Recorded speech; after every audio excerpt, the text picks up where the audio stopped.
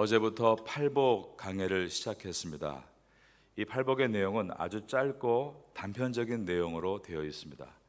심령이 가난한 자는 복이 있나니, 애통하는 자는 복이 있나니, 온유한 자는 복이 있나니, 의에 줄이고 목마른 자는 복이 있나니 등입니다.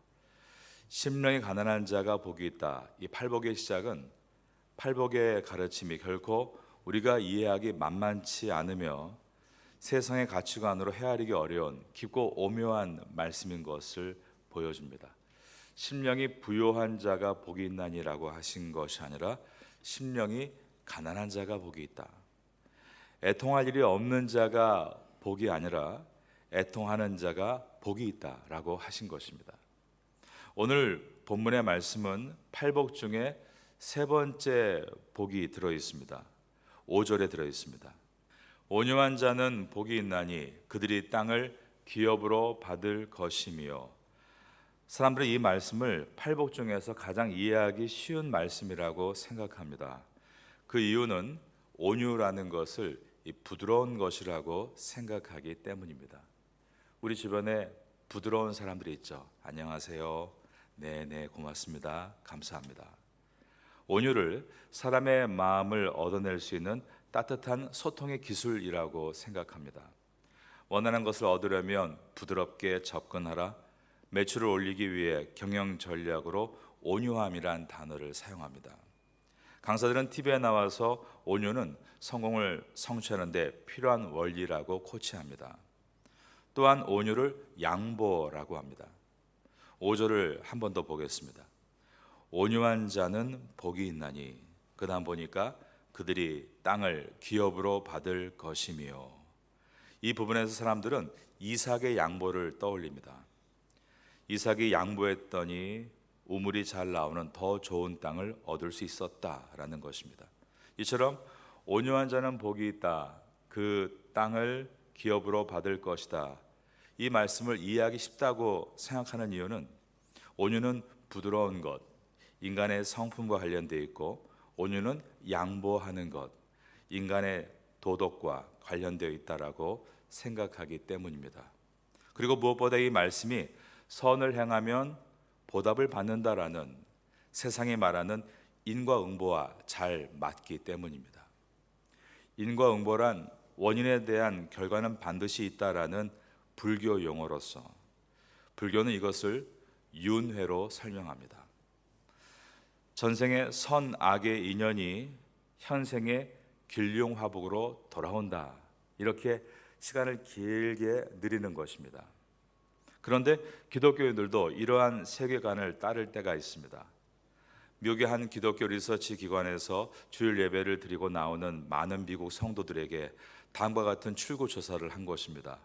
하늘은 스스로 돕는 자를 돕는다라는 말이 성경에 들어있는가? 그랬더니 90%의 크리스찬들이 성경에 있다라고 대답을 했습니다. 하늘은 스스로 돕는 자를 돕는다. 우리가 노력하면 하늘이 나를 돕는다. 이 말이 성경에 들어있는가? 성경에 들어있지 않습니다. 미국의 유명한 목사인 어원 루처가 그의 저서인 하나님에 대해 잘못 알고 있는 10가지라는 책에서 미국인들이 왜 하늘은 스스로 돕는 자를 돕는다, 성경에 없는 내용을 성경에 나와 있다라고 생각하는가, 그 이유에 대해서 그들이 어릴 때부터 읽어왔던 이솝 우화와 기원전 4세기경에 에우리피테스가 말한 신들은 스스로 자기 자신을 돕는 사람을 도와준다. 먼저 그대 자신이 해보고 그 후에 신을 찾으라는 말을 성경의 말씀과 혼돈하기 때문이다 라고 분석했습니다. 하늘은 스스로 돕는 자를 돕는다. 우리가 노력하면 하나님이 감동받고 도우신다. 그러므로 온유한 자는 복이 있나니, 이 말씀을 생각할 때도 온유하면 복을 받는다, 온유하지 않으면 복을 못 받는다, 이렇게 하면 잘 된다, 저렇게 하면 안 된다, 이렇게 하지 말아라, 저렇게 하지 말아라. 이 땅의 모든 사람들은 이러한 것에 익숙해져 있는 것입니다. 저는 이것을 다른 말로 율법의 공식이다라고 부르고 싶습니다. 율법의 공식이란 주고받는 것이죠. give and take입니다. 잘하면 상 받고 못하면 벌 받고, 잘하면 천국 가고 못하면 지옥 가고. 이렇게 온유한 자는 복이 있나니 그들이 땅을 기업으로 받을 것이며, 이 말씀을 이해할 때도 온유해야 복을 받을 수 있다. give, 내가 온유함을 보여줘야 take, 내가 복을 얻는다 라고 생각하는 것입니다. 그래서 속으로 화가 나면서도 복을 받기 위해서 겉으로 참고 온유한 척 하는 것을 온유라고 생각합니다. 그런데 사람이 율법의 공식 give and take로 신앙생활을 할 때 벌어지는 현상은 give, 내가 노력한 만큼, take, 돌아오지 않을 때 불평하게 되고 원망하게 되고 무너지게 되는 것입니다. 맥도날드에 가면 차에서 내리지 않고 건물을 한 바퀴 돌면서 햄버거를 구입해야 하는 드라이브 스루가 있죠. 먼저 주문을 하고 돈을 지불하면 그 다음 코너에서 포장된 음식을 건네받습니다. 그러면 포장을 살짝 열어 내가 주문한 것이 잘 나왔나 확인합니다. 주문한 내용대로 나오지 않았거나 지불한 값만큼 음식이 나오지 않을 때는 컴플레인을 걸 수 있습니다. 그리고 어이가 없는 것이 나왔을 때, 가령 햄버거 안에 작은 바늘이 들어있다 그러면 고소를 할 수 있습니다. 그런데 하나님에 대해서 똑같이 한다는 것입니다. 내가 이만큼을 했는데 왜 나에게 그만큼 돌아오지 않는가? 하나님이 나한테 왜 그러는지 모르겠어요. 내가 어떻게 했는데, 내가 온유했는데 좋은 결과로 돌아와 주지 않을 때, 내가 예배 시간에 나와줬고 헌금을 드렸고 봉사로 수고했고 나왔고 드렸고 수고했고, 그런데 내가 원하는 결과로 복이 돌아오지 않을 때 왜 나에게 그렇게 하시느냐며 하나님을 채근할 수 있다는 것입니다. 우리는 팔복의 말씀을 인과응보로 give and take로 이해해서는 안 됩니다. 팔복에는 그보다 더 깊은 하나님의 은혜와 진리가 숨겨져 있는 것입니다. 예수님께서는 마태복음 11장 29절에서 말씀하기를 나는 마음이 온유하고 겸손하니 나의 멍에를 메고, 그 다음 보니까 그 온유를 배우라 라고 하셨습니다. 그리고 오늘 본문에서 온유한 자는 복이 있나니 라고 하시며 이 온유를 가르치고 계십니다. 예수님께서 말씀하시는 이 온유는 헬라어로 프라우스라는 단어입니다. 이 단어의 뜻은 야생의 짐승을 길들이다 라는 뜻입니다. 야생의 짐승을 길들여 충성을 맹세하게 만드는 상태, 바로 그것이 오늘 온유한 자는 복이 있나니 프라우스, 그 단어입니다. 개는 들개와 집개로 구분되죠. 집에 있는 개들은 주인과 마음을 교감하고 주인을 인식합니다. 아무리 무시무시한 세퍼트나 귀가 위로 쫑긋 솟은 도베르만이나 살쾡이 노를 하고 있는 시베리안 허스키들도 주인이 오면 반가워서 껑충껑충 뛰고 달려와서 핥고 어리광을 피고 애교를 부리고 애정을 표현합니다. 개를 키워보신 분들은 다 아실 겁니다. 하지만 주인이 싫어하는 사람이나 주인을 위태롭게 하는 사람에게는 정말 사나운 맹수와 같이 달려가서 짖고 또 주인을 보호하기 위해 물어뜯기도 합니다. 모든 나라 군인들이 오른손을 올리는 거수경례를 하는데, 원래 총이 없던 시대에는 군인들은 칼을 빼서 입에 맞추고 칼을 높이 드는 것이 경례였습니다. 지금도 사관 성도들은 어떤 예식의 이러한 모습을 보여줍니다. 그의 뜻은 나의 칼과 나의 생명은 오직 당신께 드리는 것입니다 라는 표현입니다. 언제나 나의 칼과 나의 생명은 당신의 편이 될 것입니다 라는 뜻입니다.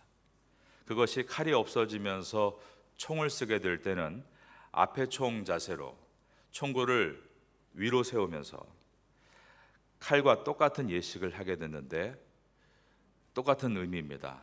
나의 이 총과 나의 생명은 언제나 당신을 위해서입니다 라는 표현입니다. 전시가 아닌 총이 없는 상태에서는 이제 손을 이 칼날 모양으로 만드는 것입니다. 그리고 상관에게 경례를 표하는데 내용은 마찬가지입니다. 나의 칼과 나의 생명을 당신께 바칩니다. 언제나 나의 칼과 나의 생명은 당신의 편이 될 것입니다 라는 뜻입니다. 그러므로 온유한 자는 복이 있나니 프라우스, 이 온유란 충성을 맹세한 그분의 사랑에 대해서 나는 무조건적으로 그분을 따르겠다는 표현이 바로 온유입니다. 반대로 말하면 충성을 맹세한 그분이 싫어하는 모든 것은 나의 대적이 될 것입니다 라는 표현입니다. 그러므로 온유의 완성이란 태생적으로 성격이 유순하고 흐물흐물한 그러한 것이 아니라 선과 악의 기로에 있어서 자신을 항상 선에 세우는 것, 그 선의 편에 서는 것, 그것이 바로 온유의 의미인 것입니다. 온유한 사람은 그러므로 본질에는 강철 같아야 되고 비본질에는 갈대와 같은 모습을 가져야 합니다. 이삭의 우물을 나쁜 사람들이 흙으로 덮고 빼앗을 때 싸우지 않고 양보했던 것은 겁이 많은 온순함 때문이 아니었습니다. 우물에 대한 분명한 주님의 뜻을 알고 있었기 때문이었습니다. 여러분, 우물을 흙으로 덮는 사람들은 어떤 마음입니까? 너랑 같이 먹을 바야 같이 안 먹겠다는 것 아니겠습니까? 내가 망할 바야 함께 망하자는 것 아닙니까? 우물을 빼앗는 사람의 마음은 어떤 것입니까? 너랑 같이 먹지 않고 나만 먹겠다는 것 아닙니까?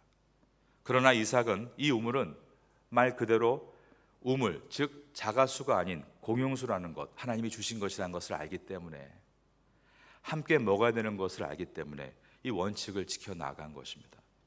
그러기에 요셉은 자신을 향해서는 본질을 지키는 것을 강철같이 했고, 흙으로 덮고 빼앗는 지저분한 삶의 현장에서는 갈대와 같이 양보할 수 있었던 것입니다. 오늘날 현대 크리스찬들의 문제는 본질에는 강철 같고 비본질에 갈대와 같은 온유함이 사라지고 우유부단해지는 것이 있습니다. 여러분, 베드로가 성령 받기 전에 어떤 모습을 보여주는가 분명히 나와 있는데, 예수님께서 잡히신 그날 밤에 베드로가 서 있는 그 위치는 우유부단한 위치입니다. 멀찍이라고 성경에 되어 있는데, 이 거리는 사람들이 너 예수를 따르는 제자가 아니냐 하면 그렇지 않다라고 말할 수 있는 거리이고, 예수님께서 아직 나를 따라오고 있느냐라고 물으면 또 그렇습니다라고 말할 수 있는 어정쩡한 거리입니다. 오늘날 많은 사람들이 충성스러운 프라우스, 이 온유의 신앙이 아니라 어정쩡한 곳에 서 있다는 것입니다. 우유부단한 신앙으로 살아가고 있다는 것입니다. 아예 뜨겁든지 아예 차갑든지 둘 중에 하나를 선택하라는 것입니다. 복을 받지 못하고 약속의 땅으로 들어가지 못하는 이유가 여기에 있다는 것입니다.